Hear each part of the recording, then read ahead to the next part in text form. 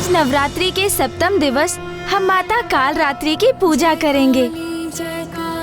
माता काल रात्रि अर्थात माता आदिशक्ति की वो रूप जो काल अर्थात मृत्यु को अपने वश में करने में समर्थ है। इस रूप में माता संसार को स्त्री की इच्छा शक्ति का परिचय देती है और ये दर्शाती हैं कि स्त्री शक्ति, भक्ति एवं तपोबल से अपने परिवार पर आए किसी भी संकट को दूर करने में सक्षम होती है, फिर वो संकट मृत्यु ही क्यों ना हो। किंतु माता का काल रात्रि स्वरूप अत्यंत भयंकर भी है।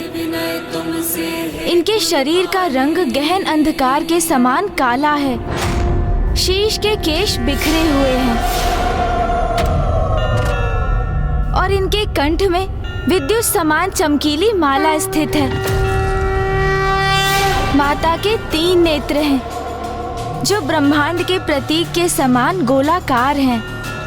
प्रत्येक नेत्र से विद्युत समान चमकीली प्रकाश किरणें प्रस्फुटित होती हैं। इनकी नासिका से श्वास प्रवाह के स्थान पर भयंकर अग्नि के समान ज्वालाएं प्रवाहित होती हैं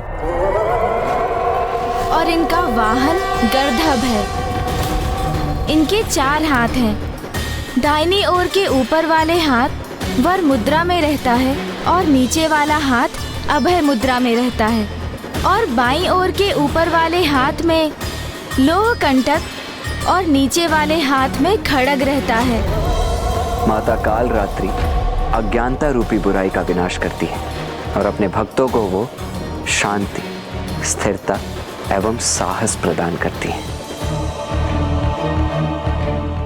स्वरूप से भयंकर प्रतीत होने वाली माता काल रात्रि की पूजा का फल सदैव शुभ होता है, इसीलिए इनका एक नाम शुभकारी भी है।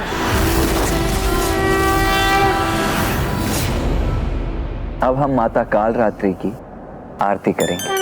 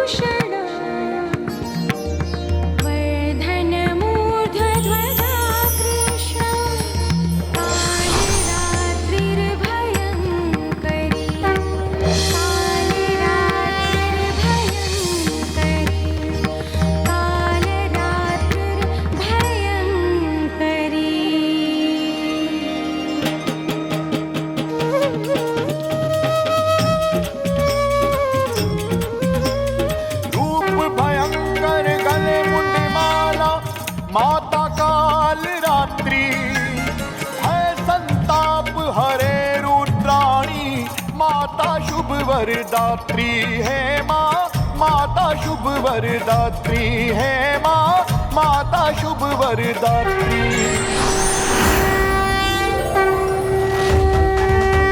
अब तक माता के 9 रूपों की कथा में आपने जाना कि माता ने शैलपुत्री रूप में महाराज हिमावन के यहाँ जन्म लिया, फिर ब्रह्मचारिणी रूप में कठोर तप कर महादेव को वर रूप में पाकर उनसे विवाह किया, फिर चंद्रघंटा रूप में घंटनाद से बुरी शक्तियों का नाश किया कैलाश और अपने स्वामी की कुशलता को सुनिश्चित किया। माता कुष्मांडा स्वरूप में माता ही संसार की प्राण शक्ति होती हैं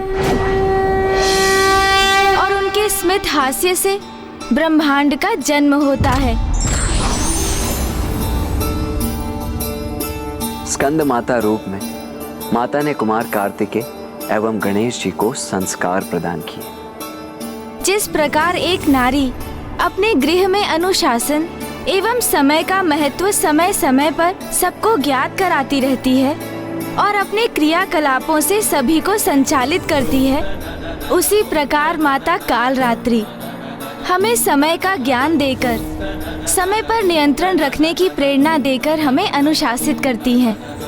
माता के इस स्वरूप का प्रादुर्भाव तो इस कल्प में आगे चलकर होगा और तभी संसार को माता की कथा का ज्ञान भी होगा। किंतु ब्राह्मण देवता, आपने ये नहीं बताया कि माता कालरात्रि के जाप से, उनकी प्रार्थना से कौन सा चक्र जागृत होता है?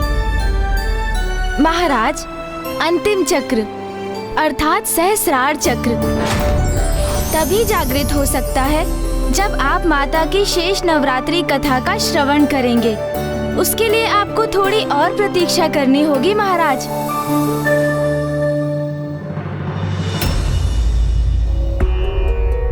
मैं और भैया भी तो उसी समय की प्रतीक्षा कर रहे हैं जब आपके समस्त चक्र जागृत हो जाएंगे और आप समझ सकेंगे कि पिताश्री का काशी लौटना कितना आवश्यक है।